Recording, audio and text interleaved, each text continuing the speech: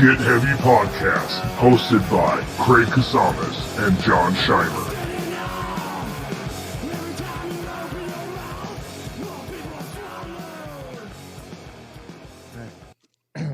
Wait, when you do this podcast, it's just going to be audio? No, Yeah, it's video too. It's video too. Okay, cool. Yeah, I was trying to take bets to see if you were gonna have a sleeveless shirt on or not, dude. Dude. I figured the guns might be out at home, dude. I don't know. You know what I Dude, mean? I was thinking about it, but Yeah, I had this toothpaste stain right here, and I was trying to get it out though. that's nice. I appreciate you going the extra I wanted mile. to look. You know what? You want to Craig, give that real, Huh? give that real dad brains look That's with right, the baby. toothpaste. You need some puke on your shirt. Toothpaste right there. Well, welcome to the podcast, buddy. I'm stoked, man. You've been I've been hounding you for months. Yeah, I don't even know what a podcast is, dude. I listened to like one. I What? listened to yours, like I listened to one of yours with Roger, and I listened to one of Zach's, and that's all I've ever listened to. Really? You don't listen to them at all? Nah, dude. I mean, was- I listen to Dateline on podcasts. I literally listen to Dateline. That's who I am. Like, you know, when I'm escaping music, I fucking go to You go straight Dateline. to Dateline? Yeah, literally. Like, you know, okay, so before you got here, Uh-huh. I was listening to Dateline, answering emails, and I was like, you know what, I got to put on Drop Dead before Craig gets here, because 'Cause I'm if gonna Craig judge walks in, and I'm listening to like Karen being murdered on the Buffalo Flats, you know. Informational murder porn. That's what South Park called it, dude. what the heck? All those man? like true crime. But all that Dateline true is a crime shit. different thing, and It's- it's you're just right, and it it's is literally just the audio version of the television show. So I'm just listening to the television That's show. the OG informational murder porn, though. It's pretty, you know, it's been pretty funny. It's, Yeah. you know, because sometimes I'm like, I'll be watching it at home, and I'll be like, oh, I've listened to this one. I've already heard this. Anyways, Did you guys do something different in your face? You shaved. I Yeah, got a a mustache. I got a mustache too. Wait, you look good. Yeah, thanks, man. It looks good. No, dude. like I've been for trying to get real, him to dude. keep it. Thanks. Yeah. And I got a haircut. My wife said that she has to look at me, and my hair had to go, and I was like, well, you got to look at me, so my hair's got to go. There That's you go. fine. Well, she does cut hair, right? She does cut hair. Yeah. But she makes him Yeah. schedule an appointment. I literally have to schedule an appointment to get my fucking hair done. We have a hair salon in our garage, and I have to schedule an appointment to get my hair done. Yep. Dude, I do my hair in the garage too. My wife cuts my hair, but it's just it's kind of, you need a skill, dude. You know what I mean? Like now I'm just having her yeah. shave the sides of my head. I'm just like, don't try to cut the top, dude. Yeah. All of a sudden you got a Jose Canseco, dude. See, out of all the men, out of all the men in my family, I have the most hair. Mm. So I just kind of keep rocking it. I'm just kind of like, and it's going. You know, Yeah. my hair is like fading. Yeah. You know, the 50s are gonna be rough. That part, That But- looks good though, part's dude. getting wider and wider Yeah. daily, dude. Yeah, you know. I got a nice bald spot in the back of my head now, and I'm like, you know what? So yeah, I don't Couple got more months that. of this, You I'm and going John fucking C. full You and bald, John dude. C. got that. His is worse. Ooh, but man, you guys got that bald That's a good spot one, though, going man. on, dog. I tried to do the hymns thing for a while. I was like, this is stupid. Gives a fuck. What? I'm done. I quit. Wait. What is it? what's What was Hymns, that? It's like hair growth. Like it's like it's Are like you I fucking did it, kidding dude. I did me? it for a minute, dude. I got No it's way. like, that. I'm very rarely self-conscious, but Oh I did my. not want a bald spot, dude. I don't know. I didn't, and it's I did it for like a year, and it didn't make That- a shit of it. You did it for a year? Yeah, dude. Mhm. That makes me feel good, Craig. I mean, you just seem like such a tough guy, and then you're saying you were like self-conscious about something. I am. Yeah. Self-conscious about anything. I'm dude. self-conscious about everything. Why do you think I act so tough, dude? You thought what'd you think we were gonna get heavy about? We get heavy Yeah. about Craig's fucking thinning hair. That's right. Dude, that's hard. Hard That's topics over hard, here. bro. Thin hair, bad mic volumes, fucking the whole deal. Thin you know? hair, wide stomachs. Yeah. I've been slimming down though, bro. I Dude. I am upgraded to a 36-pound kettlebell. I'm fucking slinging that shit. Are you swinging it? Are you snatching it? Can you do snatches with I'm it? snatching, I'm swinging, I'm fucking pressing, I'm benching, I'm squatting, bro. Can you do a Turkish get up with it? Not well, but yes. Yeah, I can. We got to do a training session again. For those of you who don't know, Pat is a personal trainer. Pat was a drummer of No Motiv. Pat is also the singer of the best band on earth, Dad Brains, who I'm in. But anyway, you were kind enough to give me a training session, and that was my stepping off point for understanding how to. It's my favorite exercise, a kettlebell, besides mountain biking, which is my favorite. Oh, there he is. We lost you. For Yeah, a we're second. like cutting out. You were like, yeah, that's Yeah. all right. Okay, Anyway, yeah. but yeah, I've been exercising. I've been thinking of Pat the whole time. I've been thinking of you every time. Good form, go slow. You know, Dude, the whole deal. I'm I'm down like proud of you. almost 20 pounds. Yeah. You know. Wow, dude. I know you can't really tell. This podcast is not slimming, but What is that right there? Like Michelob Ultra? it's Yeah. beer. Don't judge me. It's my cheat day. So I'm on this diet, right? I'm on this diet. No, I'm I'm doing just working really, out hard really enough. good. No, intermittent Fucking fasting. all the weight's coming intermittent off, fasting bud. All and- the weight's coming off. Cheers so to good. that. Wait, that's too good, dude. Goal. This is vodka in here. So Yeah. There you go. Daddy's got to do it. That's right. Is that your after put the kid to bed drink? yeah, no, Is that really Yeah. just straight vodka? That'd be awesome if it was. no, No. I can't handle that anymore, dude. My hangovers are too long, man.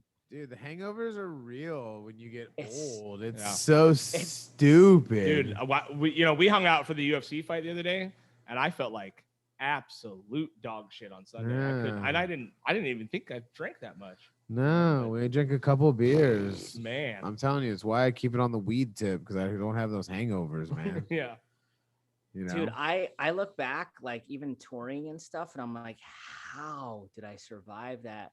Or the bands I was on tour with, how did they feel the next day? Like you know what I mean? You're like, whoa. Have you never been a drinker? Never really, huh? Yeah, man. Oh, you were? No, Oh, okay. Yeah, All right. dude, big time. Like on tour a lot. Like not no Motiv most, like toward the end, but when in the other band, yeah, I started drinking a lot because I didn't have to drive anymore. Really, we had. We What had other a band was driver that? For the, What band was that? From Satellite. Oh, that's right. Okay, Yeah, okay, go ahead. But I have a From Satellite story once after this is done. Oh no, mine's quick. It was just like Yeah, I yeah. started drinking a lot. So yeah, but yeah, it was just mostly a lot of beer. But I just couldn't imagine drinking that many beers right now. Like 18 to 20 in a day right now. Like what? Yeah, man. right, Yeah. right. Right. With one meal, it's McDonald's. You know what I mean? Yeah. It's so bad. What do you say? What's the story? Okay, so it's probably the first time that me and you really met, but I was living in New Hampshire at this time, and it was when you guys were on tour with Alien Ant Farm. Oh, Okay, so it was when you guys were on tour. It was when you guys were on tour with Alien Ant Farm, and I would go to visit Mugger in Boston. okay. And so you guys were coming through. I knew Armand and all that stuff because I had already lived in Ventura. I didn't know you though, but anyways, you guys played with Alien Ant Farm at Access. somewhere on Lansdowne Street. It was on Lansdowne Street. Access. It was Yeah, Access. Access. Yeah. It was next to what became the House of Blues. Yes. It was like right there. So you guys played, and I remember like me and Mugger walked in, probably like caught like your last like song and a half, right? Totally did, then saw you guys backstage, and we were like, oh yeah, totally saw the whole set. Did the typical like, Yeah. oh Great yeah, set, yeah, you guys. guys were great set. From Oh beginning yeah. to end. We saw the whole thing, And then we all started drinking all of Alien Ant Farm's beer. And we all like while Alien Ant Farm was on stage, and I remember it was like they had Heinekens, and we fucking just drank it all, and the band came off stage. And all their beers were gone, and they were like, where are our beers at? We were all like, and we were like, oh, later. And we all went to Mugger's house. I remember that. We all went to Mugger's house after that. And Mugger was like, I remember Mugger's roommate was having a party. And we were coming back, and me and Mugger got there before you guys did, and we walk in, and his roommate's the first person we see, and his roommate's like, it's all guys. This whole party is all guys. You know what I mean? Like, and this is like a college party. It's like a college Boston party, you know? So, and it's like, and we're just cracking up, and me and Mugger come walking in with a bottle of Tanqueray because we're drinking gin and tonics, and we go into like his bar area, and we're back behind the bar making ourselves gin and tonics, and there's like a bottle of Grey Goose, there's a bottle of Patron, and all these people start coming up going like, oh, what's for shots? What's for shots? Oh, let me get some Grey Goose, all right? And me and Mugger were only offering shots of Tanqueray. That's all that we were offering. We're like, no, just Tanqueray, you know? Mm-hmm. So we were giving away shots of Tanqueray. People were just like starting to puke as they were walking away. Anyways, you guys showed up, and then we just got really wild. And I remember Pat, especially, standing in the middle of the kitchen with his shirt off, holding a bottle of Tapatio, and he's downing Tapatio. No. He's downing Tapatio.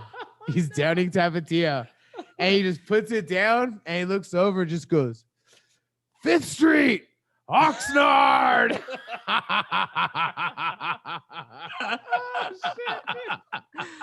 Oh my gosh, dude. So we're in like Boston, like Mugger's living in Boston across from we're at 665. The people across the street are 666. But anyways, that happens 5th Street, Oxnard. Fucking, and then like it was something like all of a sudden it was van call. You guys had to go. All of a sudden we were out on the sidewalk, and your guys' van just came rolling up like and like the fucking door just flies open, and you guys just fly in, and you guys were like, we got to go to Cleveland later, and just bailed. And that like I told John C that story like when it fucking happened, and man. Me and John C always have kind of had this thing of just like 5th Street, Oxnard. 5th Street. Oh, yeah, that's my drinking days, because we had like, even though it was a van, we had like a driver who wouldn't drink, and like he would be like, I'm coming, you get it, hop in the van and let's go. And I'm like, okay, that's only one thing I'd remember is like, no matter how faded I'd be, like, just get in the van. Just get in the van. I don't care if I just drank a half a bottle of Tapatio. Yeah. I think it was cold that night. Was it cold? It was cold. Yes, it was. It was a cold. It was a cold time. It was like probably like October, November. It was like November, probably like around there. Yeah. Yeah, I'm. It's blurry right now, but I remember that night. So it's good times, man. It's good times. Yeah. So, but yeah. So bands chilling. Beautiful. How's obviously you are a new father-ish still, right? Newish. Yeah, 2, 3? 3. Right. Yeah. So, how's the COVID? And I know you kind of work from home as it is, right? But you guys, I mean, I know you've been laying way low. We haven't even jammed or nothing, dude. I know. What the fuck? Where's the Dad Brains record, Pat? Dude, I wrote a song. It's called Poop in Peace. I have it all down, and the lyrics and everything. And I ended up just recording it acoustic just for fun with Armand, because I was like, how am I going to record this? Just had to get it out. Yeah, the lyrics are pretty awesome too, dude. That's rad, man. Good, dude. The breakdown, like, I showed it to Matt, and he's like, we don't need a breakdown for it. I'm like, dude, what are you talking about? Like, you definitely do. Yeah. Like, if it was one thing I've learned is don't listen to Matt being a Dad Brains. You know, but also listen to Matt at the same time. Exactly. He's got some good ideas. So I gotta listen to this. Listen to these lyrics. All right. I feel the pressure. It builds inside. I need to release, but I have to hide. Wait, should I say, baby, hey girl, I need to poop. I just need some time by myself. It doesn't mean I don't love you. I sneak away and close the door, but I hear those footsteps on the floor. Then I hear, daddy. I say, hey girl, I'm trying to poop. I just need some time by myself. It doesn't mean I don't love you. Hard, dude. Your face was so hard reading those lyrics. It was great. You know what that is?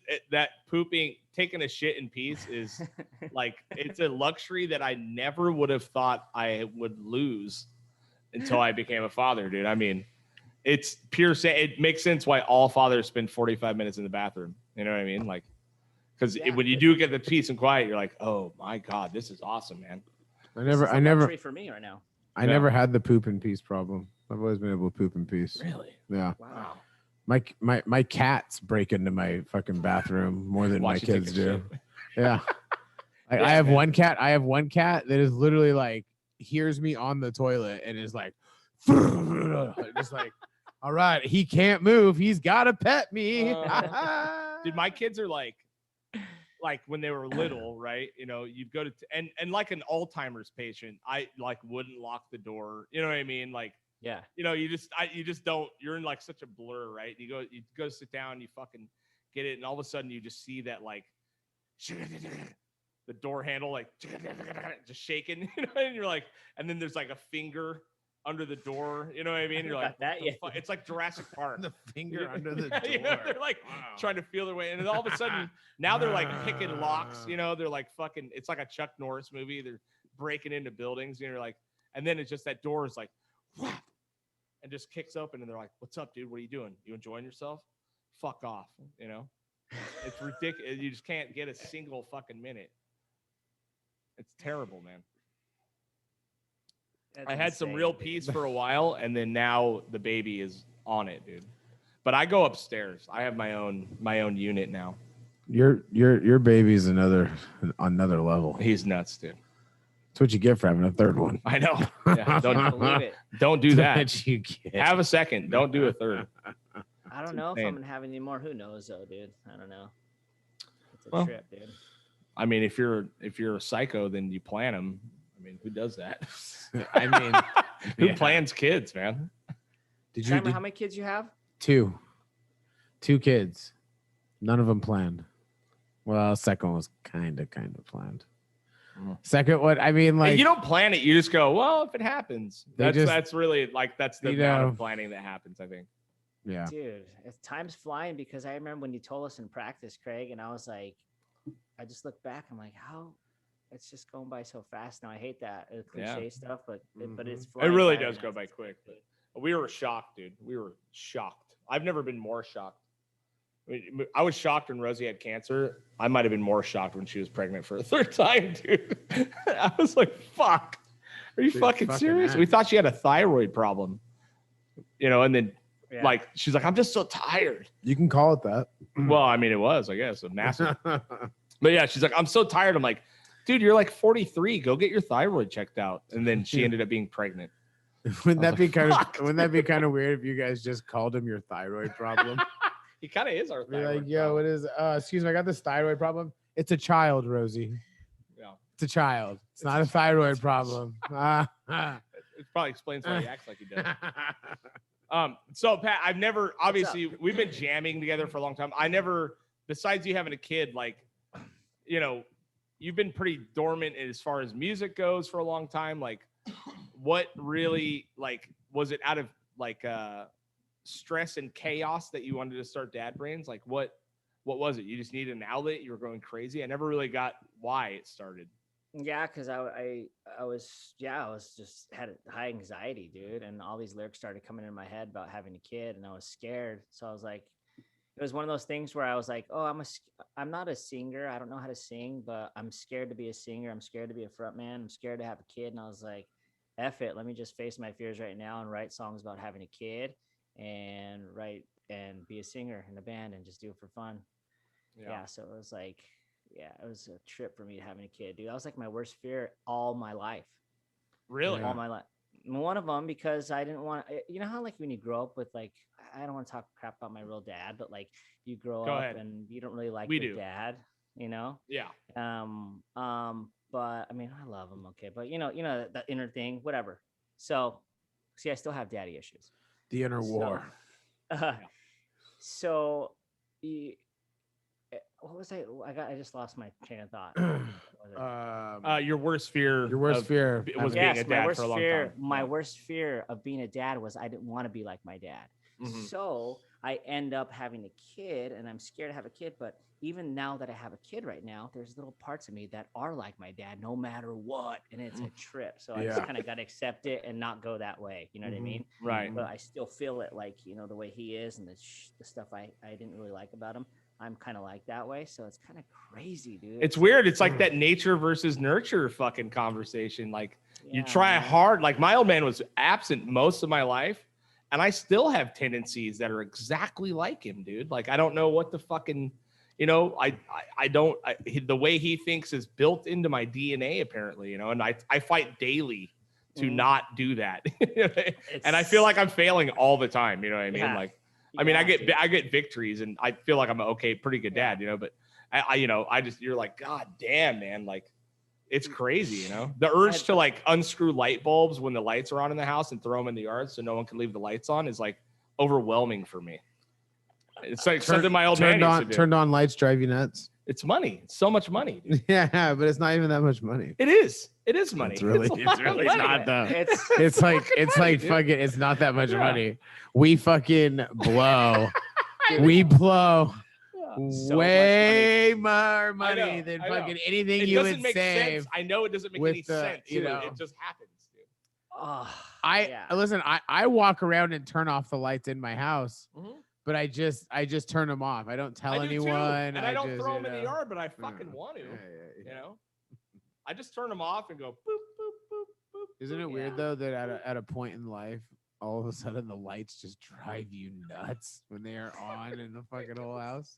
Well, it's like the whole house. And then not only that, like every cupboard in the fucking kitchen is open. You're like, do we live with poltergeists? Like, what's happening, dude? Are these a bunch of poltergeists we live with? I don't know, but it's weird. You fight those urges so bad, you know, because I had a terrible upbringing as far as that goes, you know, and I constantly am noticing it. Like I notice it all the time. I catch myself just being like, God damn, man, like I barely knew the guy, but yet I have the tendency I could be exactly like him if I wanted to. Yeah, so that's why I wanted to do the band, because it was just like couple of my biggest fears. And it's funny because the lyrics in Dad Brains, they're like funny, like it's funny, but like they're like serious to me, but I just kind of do it in a funny way. Yeah. I mean, all the fears, like going to the plugs and stuff, that's like real for me. I'm like obsessive compulsive about that. I'm a worrier, you know, like, oh shit. Like there's things in my head that haven't even gone wrong, and I'm already thinking they're gonna go wrong. And I'm like, imagining all this crazy stuff. It's a trip, dude. I'm kind of a crazy person like that. Well, that's kind of the first couple of years of fatherhood, man. You're like a neurotic. First couple of years. Well, first 14. Yeah. And just the worries get so much more different later. You know what I mean? Yeah. You're not worried about him sticking the fork in the plug. You're worried about him not coming home. And you know what's weird? You're like, fuck, dude. You know. I mean, I stuck keys in the socket when I was a kid. I did that once. I did it once. That's about all you can do. And it's really one of the only things I remember from my grandma's first house. Really? Was me doing that in the pool in the backyard. Yeah, but it's weird though. Like, who really does that? And like, why is that a fear? I don't know. I mean, I've caught Bronson near him a bunch of times. Yeah. It's just a thing to touch, you know. I don't know, but you do it once and then you remember forever. Ow. Yeah. Ow, that hurts. And that's the part of like, you know, being a fucking father, dude. Like you gotta let him do it. Not stick your finger in a plug, but you know, you gotta let him experience that shit. Like you know, that hovering parental fucking, you know, tendency that's around a lot is like, it's so detrimental to your kids for them not to experience like consequences of their actions. You know what I mean? You can tell them it's bad 100 fucking times, but until they really eat shit and skin their knee, you know what I mean? They don't know that it was a bad idea to run down that hill with shit in their hands. You know what I mean? Yep. It's a trip, man. Now they'll just watch a video of someone running down the hill on YouTube. Yeah. And then they'll be like, yo, I don't want to go outside. Yeah. Scared of outside. Scout today. I've never seen my daughter move so fast. There was a spider on her bed. And I mean, she has a bunk, like a top loft thing. And I heard just, whoosh. It sounded like everything in her room fell down. She fucking runs downstairs, jumps on the couch. I'm like, what's wrong with you? She's like, there's a spider on my bed. I'm like, you're 14. Like you're 13. You're not supposed to be running from spiders anymore. Like I run from spiders. Do you? Yeah, it depends on what kind. Well, I mean, I like guess, I at don't know. first, yeah. Yeah. It's a trip, man. Yeah, like small spider, big bite. Is that what it is? Small spider, big bite. I don't want to find out fucking what the fuck it does. Yeah, I guess. I don't know. You know, what if like the spider venom is what takes me out? Yeah. You know, God, I don't know. I ain't trying to find now out. Now you got me rethinking my whole theory here. I don't know. I'm trying to find out. So, anyways, how's it going, Pat? I'm just listening to you guys talk. Just to listen to us talk about the kids and spider bites. Yep. So Pat, you were in the What's up? band No Motive back Yep. in the Desity day. Mm-hmm. Being in a band, how old were you when did you help start that band? Were you I started it. You started it. How old were you when you started it? 17, 18, I think. 18. 17, 18. Yeah. When I What- graduated high school, I was 17, so I started right after. Yeah. So about What made 17, 18. what made you want to start the band? What made you want to kind of start doing that? My stepdad was a drummer, not my real dad. He taught me how to play drums, and then I went through like the Pearl Jam Nirvana phase playing, and then I met Jeremy through a mutual friend in high school, and then I was like, let's just start jamming. So we started playing backyard parties, and that's when Dookie came out. So we'd play like Dookie and People Be Pitying, and we got into the Offspring, Ignition, and Smash came out, and then we listened to No Effects, and then we just started writing our own songs, and we wanted to be like new school punk and yeah, we were trying to be punk, but we weren't. Like, it was just, we played really fast, and then we made a couple songs and put out a 7-inch, and I started sending demos out. Long story short, out of my own money, I'd lump demos and play shows, and we ended up signing to Vagrant because I bugged the crap out of them. Yeah. Right. How consistent did you have to stay with Vagrant to get them to respond to you? Oh, How dude, many letters did you send? I sent over like 10 because we were fans of Face to Face, and it was old school. I picked up a Face to Face live CD, and it said Vagrant Records, like at Salzer's, and I got the address, and I called information. I was like, did you get our demo? And they're like, yeah. Call back to get our demo, and they finally call me back. They're like, hey, we like this new song. It was like a lot slower and more like I don't know, like dissonant weird chords and stuff. And they're like, when you guys playing? And we're like, we're playing Laser Star. Oh, that's right. It was back in the Laser Star days, huh? Yeah. So what year is this? This is 96. Yeah. 96, Okay. 96, 97. Mid late 90s. Right. Yeah. And we played Laser Star, and there's like 300, 400 kids there. And there's a lot for that place. And after that, they're like, come to the office, talk to us. So they put us on a sampler, and it was weird, dude. Long story short, I always wanted to play with Face to Face. They were like, I don't like to use the word idols, but like they're our idols and all that stuff. And next thing you know, dude, at my mom's house in Oxnard, doorbell rings. It's Trevor Keith, dude. You're holy shit. In Really? like 97. It was about 97, 98. Yeah, 98 That's- or something. I mean, that's when like that whole thing is at its like Peak. Yeah. peak. Right. So Yeah. Trevor knocks on my mom's door, and he's like, I'm here to watch you guys practice. So he goes into my room, which is now my nephew's living with my mom, and he watches us practice. And and we go in the studio with him. We found a studio in Ojai, and he produced our record, and we went on tour with him. It was a trip because when you first have dreams, 17, 18, like that won't happen. But for me, dude, I visualized it. I hate that visualization stuff, but I was like, we're gonna go on tour with this band. You'll see, dude. And And then freaking it we happened. did. Yeah. Two tours, and then next thing you know, we're opening up for Blink-182. Like what? Yeah. It's a trip. I mean, we never got super huge or anything, but it was a pretty cool accomplishment for sending out demos and the work ethic. I mean, So definitely for the Vagrant era bands, I would say No Motive got their name out there. Oh, yeah, for you know sure, what I dude. mean? totally. So For sure. I mean, there's still people that fucking remember it. You know what I mean? It's- Yeah. But it's interesting too, because back then in Ventura, you're hitting. I mean, I guess what are you in like the second or third wave of like the nardcore world, and the music was changed. You know what I mean? Like those old Ill Reputes and all those guys are like older now. They're having kids. They're living their lives. There's not a lot of that going on anymore. I mean, I guess the beginnings of the new hardcore scene are kind of bursting out. But you guys were different. I mean, you guys were totally different. It was like with the times. But was there? I don't remember there being a lot of bands like you guys back then around us, like around the town.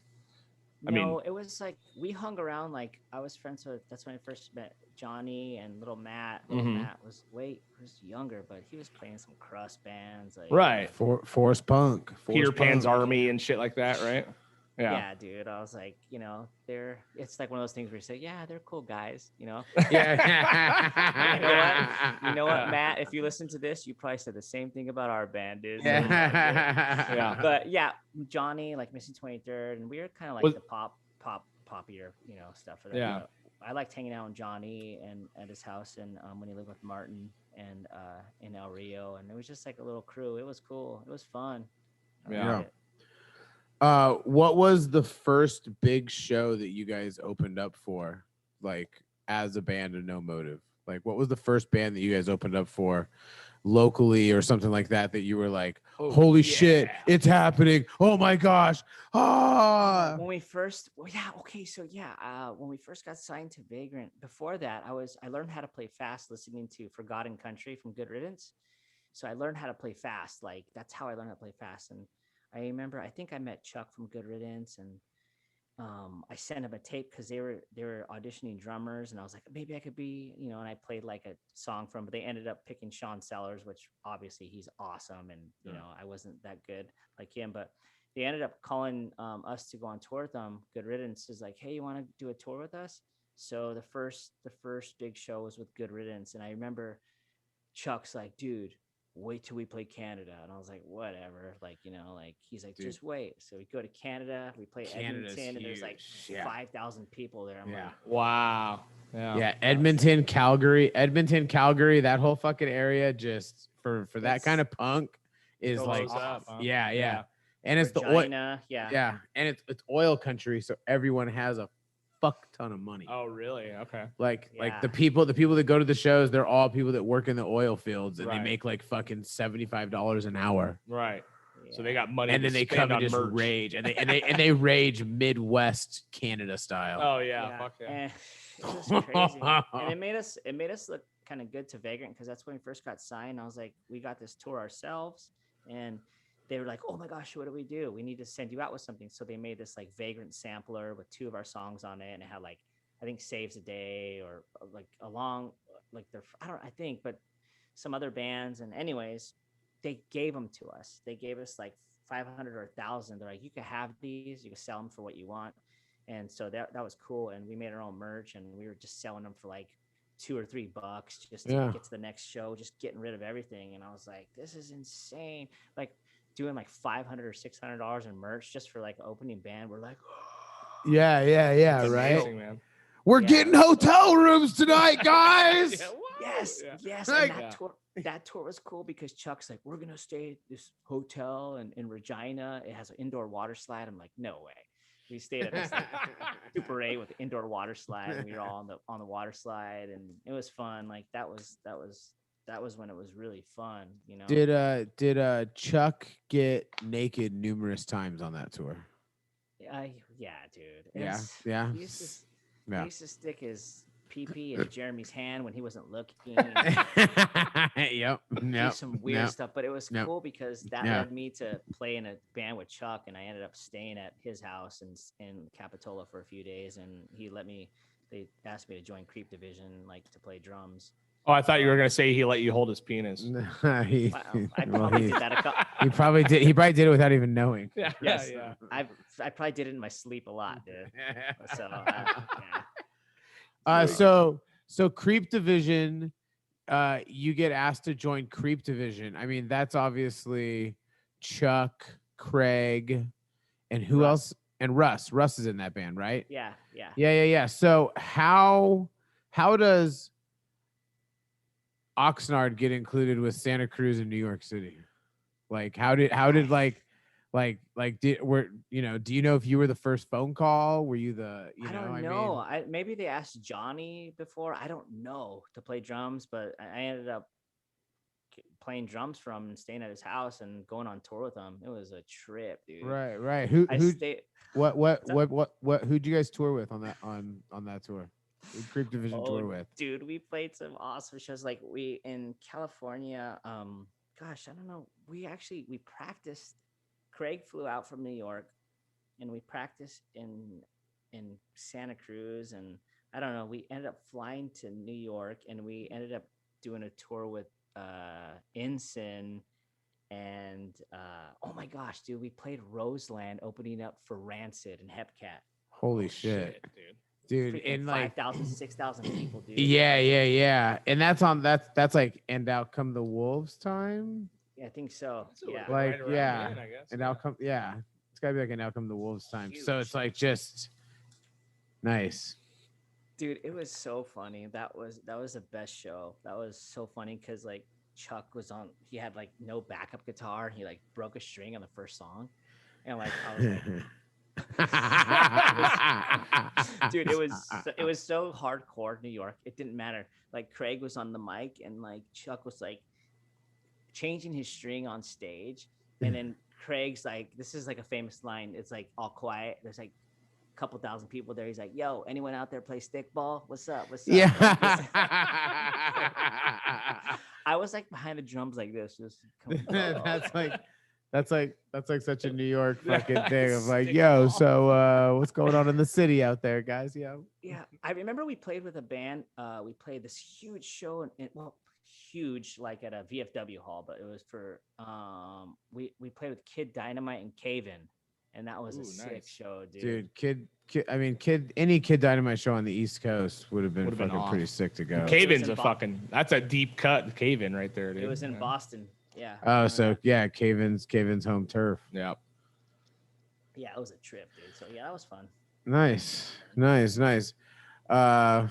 Do you speak about it like it was did you have like goals of all this shit, or is the stuff just start coming your way like after Vagrant and all that stuff? Like it seems like Vagrant was like one of a label that really did kind of take care of their bands for a long time, right? I mean, for a lot. Man. But do you feel like, did you have a drive to like pursue all this stuff, or were you just like stoked to be there? No, I I don't want to like toot my own horn, but I was like the dude in the band. You can ask all of them. I was setting out demos. I was contacting Hurley. I got us into Hurley. I met Paul Gomez and Bob Hurley and all those dudes and Greg Teal, and they became my friends. At first I was like, yo, I want to, and then next thing you know, like we're at Hurley and I would just I would talk to as many people as I could, dude. It was a trip because I believed in the band, and I thought we would be like, I wanted everyone in the band to experience making a living off playing music. That was one of my goals. Right. Yeah. I mean, it's always amazing. You need that one guy that's got that drive and vision. You know what I mean? And you're always so nonchalant about everything. It's always surprising to find out that you really, I mean, even with the Dad Brain stuff, how easy it was to get put out and all that stuff. It's like, it's the way you carry yourself is exactly how, it's someone that you'd want to deal with. You know what I mean? It's like not pushy, not too nuts. You know what I mean? Like there's the guys that are just intolerably relentless, you know what I mean? But you've always had such a nonchalant, like kind of demeanor about you. It's, it's always surprising to find out that you really were pushing hard on a lot of that stuff, Dude, a lot. Like we ended up, oh my gosh. But when we were on Vagrant, they did a lot for us. They got us on tour with MXPX, and they sent Mark Hoppus, I think, a CD, and he ended up taking us on a little tour. But that was cool. We went on tour with Alkaline Trio and Blink-182, and we did a couple shows and the huge venues, and that was like surreal. I was like, are we really doing this, man? Like, it was pretty cool. It was humbling too. Like, wow, like it was a trip. It's scary, but it was fun, Was it the Good Riddance tour when you kind of realized like, holy shit, this is we've done it, or it's like we're doing it, we're doing it. Yes. Yeah. I was like, I cannot believe we're on tour with this band that we listen to all the time. Like it was like a dream, and it was cool. It was really cool. And then it's great too when you meet the people and they're not a total letdown. You know what I mean? You're like, they're good fucking guys. You know, you're like, fuck, man. Yeah, Good Riddance is funny, dude. They're like crazy vegans, not crazy, but like it was funny because I remember one time we were at Chili's and they're like, "We'll take you on another tour if you don't eat meat for a month."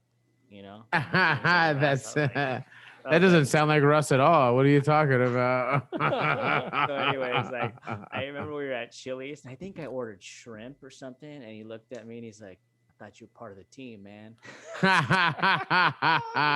That's such a Russ comment. But it was so funny, dude. Like it was they're awesome guys, and yeah, that was fun. That was fun. Yeah, they're good dudes. They're good dudes. Russ just doesn't know how to have a good time on his face. You know, On his face. His face doesn't know how to have a good time. It's like I think Russ is having fun. I think Russ is happy. Yeah, all right. When they played Discovery, I think it was like a year and a half ago or something, or a year ago. Man, I haven't seen him for a long time. I was so happy to see him. It was cool. I was like, dang, dude, it was. I don't know. They're the ones who hooked it up for us in the beginning. So yeah. The last tour I did was with Youth Brigade, and it was Youth Brigade Good Riddance tour. That was last January. So love that band. Sean was just in here. He signed the guitar over here at Fatty Vegan. No way. Over here at the old Fat Vegan. That's your and your wife's place, right? Yeah. I want to go there. Yeah. Come check out. Come have a cheat day. I'm down, dude. Come have a cheat day. Come have a little milkshake. You know, dude. Hey, dude, my cheat days I cheat every day, dude. I mean, I'm not like the healthiest guy in the world. Yeah. Well, breakfast is my big one. Yeah. We're here for you. So another thing I was always shocked to find out about you is that your job is not, you're a voice actor. Like you do voices on cartoons and TV shows and stuff. How did you get, like, how in the fuck did you get involved? I mean, obviously you have a very sweet voice, but how did you get involved in that? Like, did you ever want to be an actor? Like, what, I know you were in some stuff. So on top of doing all the music and all that, like, how did you get involved in that, dude? Okay, long story short, after my music dreams crumbled, after No Motive fizzled out, they fizzled, and I went to From Satellite. From Satellite, From Satellite was the one that was going to make it. Yeah, right. Hollywood Records, dog. Yeah, I can't. Immortal. Was it Immortal? It was Immortal. That's right. It was Immortal. Yeah, actually, I would like to hear what happened with that. We got to go the voice actor one. But I do want to hear kind of what happened. Okay, we'll go back. The voice actor. I remember that being the biggest news. Voice actor first. Yeah. Okay, voice actor. After music stopped for a while, my uncle's a producer at CBS. Long story short, he's like, "You want to get an agent for commercials?" I was like, all right, I'll try to audition for some commercials. And anyways, I signed with an agent just for commercials and stuff. So I ended up booking a commercial playing drums. So that was cool. And I didn't have to speak any lines. They need a Mexican drummer on a T-Mobile commercial, and you get all these callbacks and you're auditioning. But anyways, I booked it. Long story short, I get my SAG card. I book another commercial. Go figure, a Mexican freaking national commercial, because I'm Mexican. You know, I don't even speak fluent Spanish. But I do that, and then the agency I had has a voiceover talent department. So they're like, "Hey, start auditioning." So I had to drive in and read some characters. I never booked anything. You know, I was like, "This is weird," you know.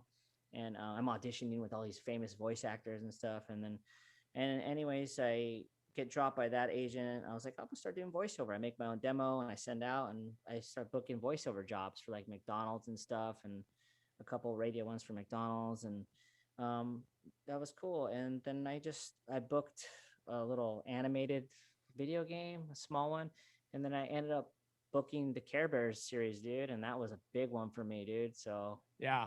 And that are you still doing that now? No, I'm not doing that one.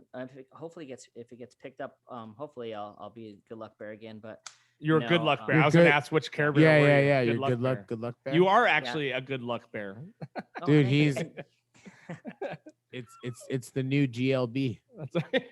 Good Luck Bear. Good Luck Bear. So I was Good Luck Bear on the Care Bear series for 52 episodes, man, and then I booked another one for Crunchyroll and an anime series. And I just, it's been cool. It's hard to get jobs because you're auditioning against almost, I mean, A-list actors for spots, you know what I mean? Like you get stuff for big movies but yeah, I have a little booth here and it's cool, dude. I freaking enjoy it so much. I just did a couple video games, I did the new Fallout video game and Oh, really? yeah, Wasteland 3, and I have a new video game coming out. It's some huge video game coming out, so I'm stoked about that. So. Wow, that's so. Really Are cool. you like a specific character in that video game? Is that what it is? Yeah, I'm like on Fallout, I'm 2 characters. On Wasteland, I'm about like 2 or 3 characters, and on the new game coming out, I'm 1 main character on there. So. Wow, man. So it's the video game market, obviously. I mean, the video games are so insanely in depth and huge, you know. And now they're getting like Keanu Reeves to do shit, you know what I mean, stuff like that. So, I mean, what is that world like? Do you get to like? I know you're probably doing most of it from home, or are you going into an actual studio? You could do it from home because COVID and stuff, but I could do it if I wanted to. But honestly, I'm not really good with technical stuff, as you could tell. I could learn it, but I'd rather. Have someone else do it. Yeah. Yes, I'd rather drive to LA to a studio so I don't have to worry about the tech. I could just worry about my character and my lines and let them deal with it. Yeah. Any of that. It's too much. And I just want to focus on what I do. So I just drive to a studio in LA if I get booked and let them do it. Because sometimes you have to match the voices. Like if you go back for some retakes, they show you your character and you're looking at it and you have to match the character's lips to what you're saying. You know, and weird. I mean, so do they model it after you at all? Like, is there any like look-alike kind of thing? No, no, I'm not that famous. Yeah, that's what I was gonna say. Not Norman Reedus or whatever. Do you know what's funny though? A buddy of mine is modeled Buzz Lightyear. Really? Yeah. No way. That's weird. Yeah. That's what's He's one of the guys that helped draw Buzz Lightyear, and his facial expressions. I think I know who you're talking about. Yeah. You know who I'm talking about. That's amazing, man. Yeah. But so like with the video game stuff, like you get a character, right? Like, is there like depth to it that you know of, or do you have to make all it up, or like how does it work? Like I know like in an acting gig, like, you know, you see these guys go to extreme lengths to create their characters, but like, do you get like information about their past or whatever? That's crazy. Sure. Yeah. So my agent sends me what they're called breakdowns, and they give you the character, and my agency has like, you know, 200 plus talent or whatever, but I fit the age range of teens to 8-year-olds to maybe early 20s. So they'll give me a character that they need a video game for. It shows you the picture of him, it shows you his history, and it shows you what his voice wants to be like, and it shows you the voice lines for the video games, and you just read them. I read them in my booth and I edit them. Just, you know, I leave the breaths in just so it sounds natural, but just take out background noise and do my best, and then just send it in, and then they send it against, you know, 50 other voice actors for one part. It's a trip, dude. Yeah. Wow. That's crazy, man. What a weird world. I mean, because I remember you telling me about it. I was like, well, what? Like, what is that? Like, you know, you don't realize it, but it's everywhere. Voiceover, you know, when you really start paying attention to it, can you pick out like who's a shit voice actor now, like in a commercial that you hear? Like, our commercials ruined for you is like any kind of like driving in a car and listening to the radio when the commercials come on, you're just like, oh my God, no. I turn them all off now because I always see breakdowns or all the commercials nowadays. They're like, don't sound like an announcer. So announcer is like, this week on, they want everyone to sound like your neighbor. You know what I mean? Hey, just talk like you're talking to your friend. You know what I mean? But then it ends up being like you're talking to your friend, but not how I'm talking to you. You're talking to your friend, like just put a smile on, and it's like, dude, that's not real. Still, like the people, what people want is what they want to hear. So you can have the best care. You can have the casting director saying, well, we want it to sound like this, like this, like this, like this, like this. Okay, we get it. Then they hear the voices, and they'll put all that aside and be like, that sounds good. Let's go with that. So you just don't know in anything. You just roll the dice, and I just look at the specs and do my best and say later, you know. But then you always like second guess yourself sometimes. Like I'm like, should I have said that word this way? And you're just like, dude. Well, just the fact that like a whole entire job could hang off of you saying a phrase fucked up. You know what I mean? Like what? Like that would drive me nuts, dude. Because being a musician is like you put the song out, people either like it or they don't like it. You know what I mean? I mean, but, like, but that's what to lose a job over like something like that, I feel like it would eat me alive.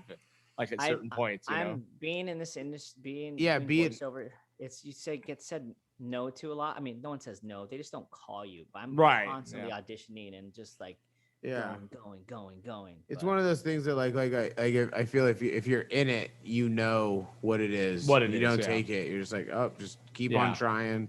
Yeah. Keep on going. Keep on pushing. I feel really fortunate too because I was thinking about this the other day. It's really strange. Like I get myself in these situations. Like, do I really want to be here? I do want to be here. Is it scary? Yeah. It's kind of like I sought this agent out. I'm with some huge agency right now. And I'm like, I'm on this huge agency. How did I do that? Or how did I get on Care Bears? I'm a Care Bear.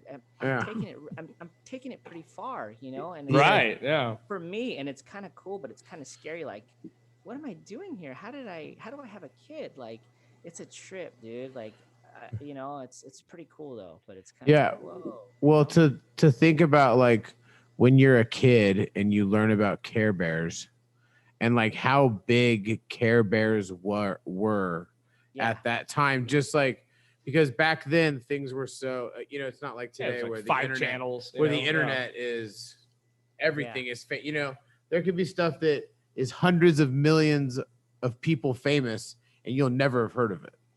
Yeah. You know what I mean? Where in the 80s that would have never happened. Right. Yeah. If hundreds of millions of people knew about something, chances are everyone would fucking know about it. You know, it's a trip. I'm the toy. Yeah, they have a toy of my voice talking as the Good Luck Bear. Is there really? Yeah, I have it in my garage. They sell it at Target right now. It's my voice. So they sell it at Target right now. That's crazy. Target and Walmart, I think. Yeah, it's a talking Care Bear toy, and it's my voice. They had me go into a studio and do the voice for it. And what was the name? What was the name of it again? No, it's just called Good Luck Bear. It's Good Luck Bear. Toy. Okay, yeah, it's a talking bear, talking Care Bear. It's a new one out in the stores, and I'm doing the voice for it. And I'm just like showing it to my daughter, going, that's a trip. Like, that's a trip. yeah, that's crazy, man. And it's not like I don't know. It's really strange, but it's really cool, you know. Do you get is that like a separate pay? Like, do you get residuals or any of that shit on stuff like that? Nothing. Not off this one because they own all the rights to that. Everything. Like, Care Bear is probably fucking. They're like, look, we can fucking find another fucking. Exactly. We're gonna use your voice to call it a terrorist what is that? Good Luck Bear's holding out. New Good Luck Bear. Yeah, totally. Thank you. Yeah, and I'm in no position to negotiate. So I'm just right. I'm having fun doing it. Just happy to be here. Yeah, I'm really happy and thankful to be here. But it's a trip, dude. Like, oh my! And I did they asked me to sing a song. Like I'm singing a Care Bear song, like on their channel. As like they had the songwriter for this series. He wrote a song and they animated a thing to it. They're like, hey, do you want to sing on this song? I wrote this song, the songwriter. I'm like, okay. Like, I can't sing good. I showed him Dad Brains. He's like, yeah, I love it. I was like, but that's not singing. So I had to like sing this song called Swim Buddy. It's like a Care Bear song, but it was pretty cool. It was a good experience. Is there any chance you could sing some Swim Buddy right now? Let's hear it. No, dude. Can we? That's amazing. Yeah, because I remember seeing like it just sounds ridiculous. You know, like with gotta keep it cool. Let's hit the pool. Yeah. Let's splash. Let's swim. Let's wait. Sun's out, fun's out. Jump on in. Hanging with your friends. Summer's here. Let's swim again. Ladies, bros, we're all amigos. Let's hit the waves. Everyone, let's have some fun, cause a pool rules today. Yeah, you threw a little Dad Brains in there. That's totally Dad Brains. Stay hard. That's totally gonna be our minute clip of this episode for sure. Dude, look up Care Bear Swim Buddy, dude, and Care Bear Swim Buddy. It's fucking That's crazy. Me singing, dude. I'm gonna hit Target on the way home too. Yeah, Target. Nah, dude. I actually remember I was in Target with John C. and he was looking for it. I guess it was a few weeks ago now, where we went to had to go to the store or something. Oh, because you know, John needs to buy something else for Addie. Yeah, You know, she I feel don't, the she don't got Yeah. enough. Yeah. Yeah, it's funny, man. We spoil the shit out of our kids. Oh my god, my kids, dude. Yeah. Yeah, you just see. I'm like, my kid has 5 bikes. I And can I'm like, totally there's see. he can't even I ride a can bike totally yet. You know what I see- mean? Because I it's can like totally- Rosie keeps fucking bringing him home. She sees him for free on the side of the road. I'm like, why? He's 2. He has 0 bike skills. You know what I mean? Like, he's got 5 fucking bikes, dude. You know, it's crazy. I don't know. That's wild, man. Funny, dude. Okay, so I was a few months ago. I was door dashing, Mm-hmm. and I was taking something from like East Side Ventura, heading to Oxnard, like a El Rio area. Mm-hmm. As I'm driving down the 118, I notice off the side of the road a giant minion, right? Oh, like shit. A fucking like fair style Mm-hmm. minion on the side of the road, and I'm like, damn, that's a giant ass minion. I'm like, huh? It's like on the 118, like right there, like on like the bridge part going from Ventura to Oxnard. Sure. Okay. And I'm like, you know what? Ain't no one gonna know about that thing, and no one's gonna stop right there because it's kind of a crazy. You're talking the spot. 101 or the No, 126? the 118. Like from Wells. like to- from oh, Wells. okay. Yeah, well, Wells okay, Road. gotcha. Wells Road. I'm Wells like, Road. where the fuck are we? Yeah. Wells okay. Road. Sorry, I Gotcha. couldn't think of No Wells worries. right there. I could only think of 118. I feel you. So like that bridge part, right? And I was like, man, that was a pretty big ass minion. That'd be kind of cool to get. That'd be kind of cool to get. Whatever. No, I'm working though. So I go to drive. I go to deliver stuff. And then like I'm working, dog. I'm fucking so delivering good. food, yo. Good. Delivering food, dropping off food to the people. That's right. So like literally like an hour later, I'm back in like Eastside Ventura heading over to that direction. And I'm like, you know what? There's that fucking minion right there. I know that it's coming up. Mm-hmm. So I fucking went and I fucking pulled over and I got it. And it wasn't fucked up at all. And I gave it to my kid.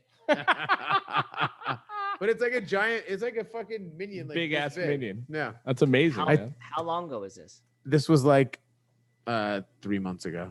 Is it still there? He still has it? He still has it. Yeah. Beautiful. I'll take it. No, it wasn't dirty, and I cleaned up the little bit of dirt that was on it. You know, it's got a little road on You it. know? You're all right. I'll take a picture and send How it to you. wild is it that 4 months ago, you were fucking no job driving DoorDash, and now you own a restaurant, dude?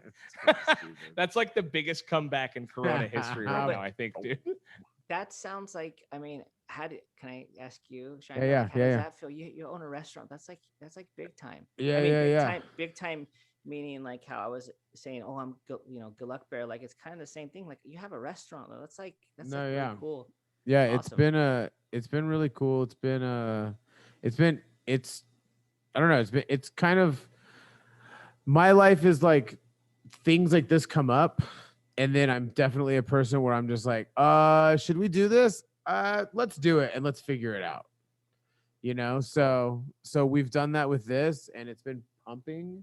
Yeah. And people are stoked on it, and it's doing really well. So like, That's I'm just kind of like in this thing of like, I don't know.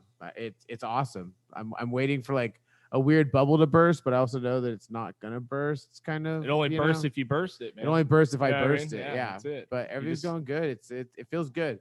It feels good to feel good again. That's awesome. I gotta steal that because I'm always, when things are going good for me, I'm always waiting for something to go wrong. Yeah. It sucks. I don't know Yeah. how to get rid of that, man. Yeah. Sucks, It's always like, dude, just fucking, and then I find that I tend to implode myself. Like as I'm like, something's gonna go wrong. All right, I'm gonna make it go wrong. Yeah. Yeah. You know, Because- that self-sabotage is a big one, dude. Like, yeah. I've definitely like, I've self- done that shit to myself a few times in my life. You I know, have a self-destruct button tattooed on my hand. like, this is true. You know. Yeah. So No, man, that self-destruct, and then also just feeling like, you know, you're an imposter or someone's gonna figure you out. You know what I mean? Like that type of fucking vibe. Even though you know you're a pretty decent human for the most part. But I've had multiple times in my life where I've had to really like reevaluate. Like, there's been times where I've probably I've sabotaged my own shit out of almost fear. You know what I mean? Of just not allowing it to be or whatever. You know what I mean? I don't know. That's part of learning, though, man. I mean, if you don't have some regrets, I don't know what the fuck. Yeah, you're but doing, Craig, you too, man. I look up to you, man, because when you have a new baby too, you have 3 kids. And I was like, that is gnarly, dude. And like you're like doing it. Like that's pretty cool. Yeah, but I mean, that's you have. No, I would do shut nothing up. else besides that. You know what I mean? Yeah, Like, but the thing is, people do stuff besides that. You know oh what I yeah, mean? yeah. You know, there's shitty parents out there, dude, and it's like you're like doing it. So that's pretty awesome, dude. Yeah, man. I mean, showing up for your kids it seems so fucking basic and universal, but I think, for me, like, in order to really be a good parent, you have to show up for your kids. You have to do all those things, but you also have to like they have to see you have interests. You know what I mean? They have to see you have things that you're passionate about. They have to see you have things that you follow through to the end, whether they make you money or not. I think those are big values that you have to instill into your kids, and I mean, we've talked about it a few times, I used to do a lot of fucking things and try to do a lot of things. And I'm good at like 2 things now. And that's because that's what I want to focus on. That's where my time is, besides the family. But, I think it's really important for your kids to understand that you are a person that follows your passion, and whether it's going to be a financial avenue or not. I mean, because we were all of the generation, some parents are different. They were like, you need to fucking go to school and get a job and you need to do the thing. And, some parents weren't like that, but my mom was just happy I graduated fucking high school. You know what I mean? But, that our generation is that's built in. I think it's important for you to have passion. And, I've said 1,000 times, like, we're so lucky to be able to follow that in any aspect. A lot of people don't, man. A lot of people don't. Yeah. Well, I don't know. Yeah. I mean, that's definitely one of the big reasons that I do what I've always done, is because I tell, like, I want my kids to go, like, I don't want to change a whole bunch, or not necessarily not change, but change my career path because of certain situations, like, or be like, oh, I had a kid, so then I stopped doing that, and now I'm fucking miserable and unhappy. Right. Yeah.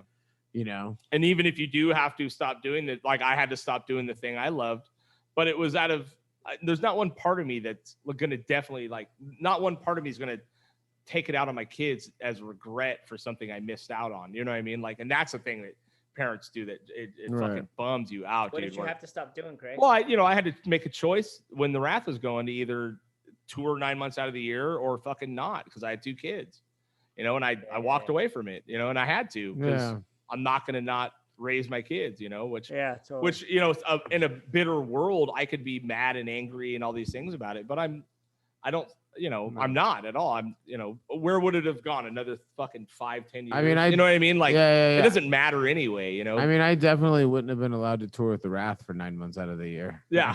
Yeah, for sure. But that's how it was. Like, she'd be like, yo, you're paying to go on this shit? What the hell is wrong going? I'm like, but we were going to have to really but babe, the memories I'm making are so important, girl. Craig, what movie is this off of? You have chosen wisely. Last Crusade, dog. Yes. Last Crusade. Play. Yeah, What was your what happened? Because I remember, you guys got. That's right. From Satellite got signed. Like, it was a big to deal the big time. So what happened? Like, how long did it go? Why did it burn out? What happened? Just give us a fucking rundown. Oh, real quick, we got signed over, like, I think we played like 4 shows. We got like a $500,000 record deal and all this stuff. We ended up, the label lost distribution, and we ended up signing to another label. Long story short, we went on these tours, and it just wasn't, I mean, we weren't getting like some of the traction, I guess you call traction, was lost, and our singer was married, and we weren't making any money, and things were just, it wasn't, it wasn't going as planned, that's basically it. And everyone went their separate ways, man. It was a trip. Wasn't there something like, wasn't it like they were supposed to put out a record by a certain time and they didn't, and you guys were able to like keep like the Ventura rumor, right? The Ventura County rumor was like, they got, so From Satellite got signed, got all this money, and the record label didn't even put out the record, and you guys were still able to keep the money because they didn't put out something in like a certain amount of time. That's wrong, but I'll tell you, it's kind of right. So we get this label deal, and our lawyer at the time, he knew he was dialed into so many record labels and distributors that he knew what was going to happen to this label before we signed. And he told us, he's like, look, you're going to sign an Immortal. You're going to get this record deal. They want to sign you. They might lose their distribution deal with Virgin Records. If they do, I got this clause that says you don't have to put out the record and they'll pay you out of the contract. It was crazy. Yeah. So we signed this deal. They end up losing their distribution. We get another check. Boom. And we didn't do anything. We went to pre-production. It was a wow. trip. Right. So I had these contacts that I knew. I knew this guy, Chris Allen, who managed All American Rejects and all these other big bands, but he used to want to manage No Motive a long time ago. And he managed this band Hotwire. And I was like, hey, Chris, like, he heard of us because we got signed and it was like, all this buzz and the labels, whatever. So I was like, hey, we got this band from Satellite. He's like, yeah, I'm starting a band with Pat Magnarella, who manages Green Day. He owns under Universal. He's like, we'll sign you guys. So we got another record deal. But the thing is, on this other record deal, he's like, we can't pay you any money up front. And we're like, that's cool, dude. Just can you pay for our recording? So, because we already had some money, it was like, we don't want any more money. Like, Right. We We've gotten actually too just much. wanna be a band. Excuse me. We've gotten too much money for not doing shit Yeah. already. exactly. Stop I mean, giving us money for not doing anything. But listen, I would take it. But it's like, it's Yeah, not. yeah, I was yeah, like, yeah, just pay for. Can you? He's like, so they signed us like a little deal through Universal, and we ended up recording with Matt Hyde, this producer who we met him. He did like Slayer and Pornful Powers. He's cool. I still talk. He's the one who mixed the Dad Brains, dude. Yeah. So, we ended up doing recording with him, and Pat was really cool because Pat Magnarella, he ran the label, and our van broke down. I'm like, Pat, dude, like, I need $5,000, man, like, to fix the van and all. I don't know what we're gonna do on tour, and he'd send it to us. It was insane, and it was crazy because I remember walking to Pat's office, and I think it was 2004, 2005, and what is the Green Day, the big Boulevard of Broken Dreams, the album, American Idiot. American Idiot was coming out. And we went into Pat's office, and we're nobody from Satellite. No one knows who we are. Like, Right. seriously. Right. He showed us the Green Day demos, dude, and like with the record, like he's like, check this Green Day record's gonna come out. Oh, I think it's gonna come out the same time as your guys is, right? Perfect. It was around that time, so it's understandable. We weren't on the same label, but he had obviously Green Day and Goo Goo Dolls and All American Rejects and From Satellite. And From Satellite, bro. Come on. Yeah. So, it was, but you know what, man, I look back on it and I'm like, how did I do that? How did we get another record deal? Yeah. Yeah.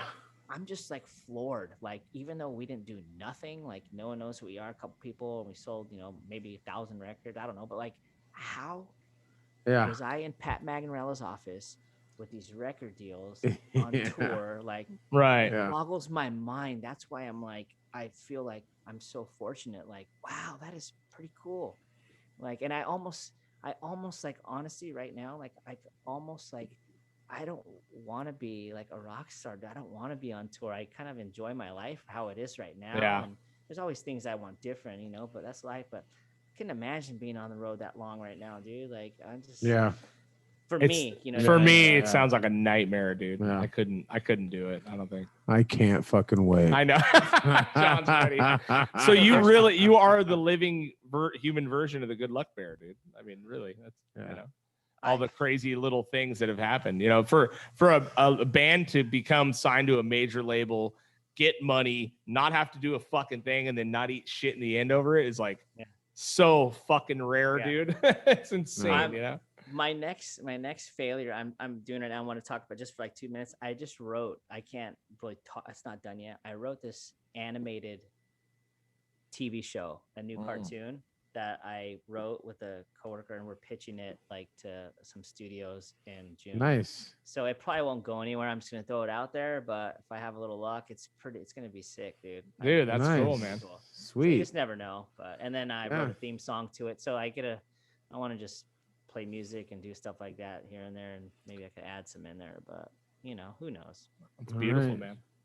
Well, I can't wait. If you need a angry, loud man on your anime, yeah, let us know if you need a couple voices. Let us know if you need a couple voices. Yeah.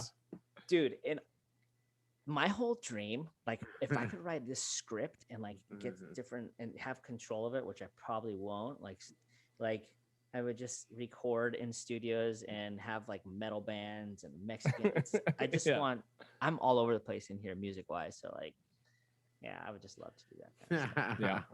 We'll Well, let me know. it's not Holler gonna at your happen, boy. but, you know. It's not gonna I'll answer happen. Keep saying that, and fucking a year later, like, did you see that animated show that Pat's on? Fuck, dude, he did that whole thing, you know. See the animated show, the Good Luck Bear fucking wrote? Yeah. Anyway. Well, Heck fuck, yeah, man. That's awesome, man. Thanks so much again, dude. You're amazing. I Thank can't you. wait to You make guys some are music amazing. soon. Yeah, thanks for coming on, man. We appreciate it. Thank you for having me. I appreciate you guys. You guys are awesome. Yeah. All right, man. And I mean it, and I'm not just saying that, Craig. You know it. I know yeah. you mean it. Yeah, You're always we- so sweet. Yeah, we appreciate you. We'll hit the pause and then we'll talk after this. All right, cool. Thanks everyone for listening. Bye. Thanks. Later.